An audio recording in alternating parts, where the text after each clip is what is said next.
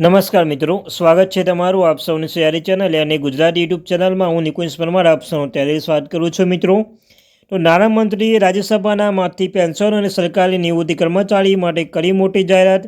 જો તમે પેન્શન ધારક છો, નિવૃત્તિ કર્મચારી છો, સરકારી કર્મચારી છો, તમારા માટે આ વિડીયો ઉપયોગી બનશે. મિત્રો, વિડીયો શરૂ કરતા પહેલાં જો ચેનલ પર નવા ચેનલ સબસ્ક્રાઈબ કરી લો. તમને રોજના રોજ તમને પેન્શન ધારક બાબતે, પછી સરકારી કર્મચારી, નિવૃત્ત કર્મચારી, પેન્શન ધારક બાબતે, પગાર બાબતે, ડીઆર, એચઆરડી અને કોઈ પણ અપડેટ આવે તો પણ તમને જાણ કરવામાં આવશે. તો આપણી આ ચેનલ એટલે કે અને ગુજરાતી યુટ્યુબ ચેનલને સબસ્ક્રાઈબ કરી લેજો, બેલ આઇકન બટન દબાવી લેજો. તમને હરના રોજ આવી માહિતી મળતી રહેશે. તો ચાલો યુટ્યુબ ફેમિલી મેમ્બર વધારે સમય ન બગાડતા આજના આપણે શરૂઆત કરું છું. નાણામંત્રીએ રાજ્યસભાના માંથી પેન્શન અને સરકારી નિવૃત્તિ કર્મચારી કરી મોટી જાહેરાત.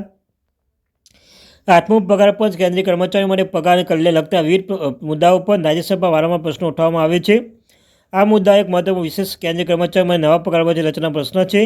આ સંદર્ભમાં શ્રી જાવેદ અલી ખાન, શ્રી રામજી લાલ સોમને નાણામંત્રી આત્મા કેન્દ્રીય પગાર પંચની રચના અને કેન્દ્રીય કર્મચારીઓના પગાર સંભવિત વધારાને અંગે પ્રશ્ન કર્યો હતો. ખાસ કરીને મોંઘવારી, દેશની આર્થિક સ્થિતિને ધ્યાનમાં રાખી સરકાર આગામી બજેટ 2025 કેન્દ્રીય કર્મચારીઓ માટે આત્મા પગાર પંચની રચનામાં વિચાર કરી રહી છે. કેમ કે સવાલ ઉઠાવવામાં આવ્યો હતો. પ્રશ્નોની વિગત. સાંસદ દ્વારા પૂછવામાં આવતા પ્રશ્નો ત્રણ મુખ્ય ભાગો વિભાજિત કરી શકાય. આત્મા કેન્દ્રીય પગાર પંચની રચના અંગે વિચારણા. શું સરકાર ફુગાવામાં અણધાર્યા મુદ્દાઓને ધ્યાનમાં રાખીને ફેબ્રુઆરી 2025 બજેટ દરમિયાન કેન્દ્રીય કર્મચારીઓને આત્મા કેન્દ્રીય પગાર પંચની રચના જાહેરાત કરવાનો શક્ય પર વિચાર કરી રહી છે? રાજકોષીય સ્થિતિ અને પગાર વધારો. શું કેન્દ્ર સરકારની રાજકોષીય સ્થિતિ કેન્દ્રીય કર્મચારીઓના પગાર વધારો કરવાની મંજૂરી આપતી નથી? અને જો એમ હોય તો તેના કારણો શું છે? તો પ્રશ્નો નિષ્કર્ષ. આ પ્રશ્નો આધાર જાણવાનો પ્રયાસ કરવામાં આવ્યો હતો કે સરકાર આત્મા પગારની રચના અને પગાર વધારા મુદ્દે આગળ કોઈ પગલાં લઈ રહી નથી. નાણાં રાજ્યમંત્રીનો જવાબ.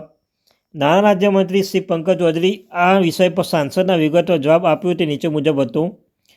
આત્મા કેન્દ્રીય પગાર પંચ બંધારણ. નાણાં રાજ્યમંત્રીએ સ્પષ્ટતા કરી કે આત્મા કેન્દ્રીય કર્મચારી માટે આત્મા કેન્દ્રીય પગાર પંચની રચના માટે સરકાર વિચારણા હેઠળ કોઈ દરખાસ્ત નથી. આનો અર્થ એ થયો કે સરકાર ફેબ્રુઆરી 2025 રજૂ થનાર આગામી બજેટમાં કેન્દ્રીય કર્મચારી માટે પગાર પંચની રચનાની જાહેરાત કરવા પર વિચાર કરી રહી નથી. આ સમયે આવું કોઈ પણ પગલું ભરવાની કોઈ વિચારણા નથી. ત્યારબાદ મિત્રો, નાણાકીય સ્થિતિ અને પગારનો સંબંધ. ભારત સરકારના કર્મચારી પગારમાં વધારો કરવાનો નિર્ણય અનેક આર્થિક અને નાણાકીય પ્રયાસો પર આધાર રાખે છે. જેમાંથી મુખ્ય સરકાર નાણાકીય સ્થિતિ, જ્યારે સરકારી બજેટ સંતુલન ન હોય તો અથવા જ્યારે ફુગાવા અને અન્ય આર્થિક દબાણ વધે ત્યારે કર્મચારીઓને પગાર વધારો કરવાનો કોઈ પણ નિર્ણય લેવામાં સાવધાની રાખવામાં આવે છે. જો કે હાલમાં સરકાર સ્પષ્ટતા કરી હતી કે આત્મા કેન્દ્રીય પગાર પંચ રચના અંગે કોઈ પ્રસ્તાવ વિચાર નથી. તેનો અર્થ એ થયો કે ભવિષ્યમાં આવી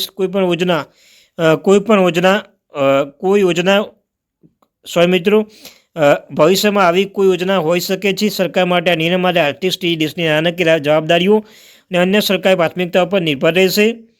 નાણાં રાજ્યમંત્રી શ્રી પંકજ ચૌધરીએ જવાબ સ્પષ્ટ કર્યું કે હાલમાં સરકાર દ્વારા પાસે આત્મા કેન્દ્રીય પગાર પંચની રચના અંગે કોઈ વિચાર નથી. કેન્દ્ર સરકાર રાજકોષીય સ્થિતિ પગાર વધારાની મંજૂરી આપતી નથી. તેના સંબંધમાં કોઈ વિગતવાર માહિતી શેર કરવામાં આવી નથી. આમ કેન્દ્રીય કર્મચારી પગાર વધારવાનો અથવા પગાર પંચની રચના માટે હાલ કોઈ નક્કી નિર્ણય લેવામાં આવ્યો નથી. તો મિત્રો, આ આજની મહત્વપૂર્ણ update. Thank you very much.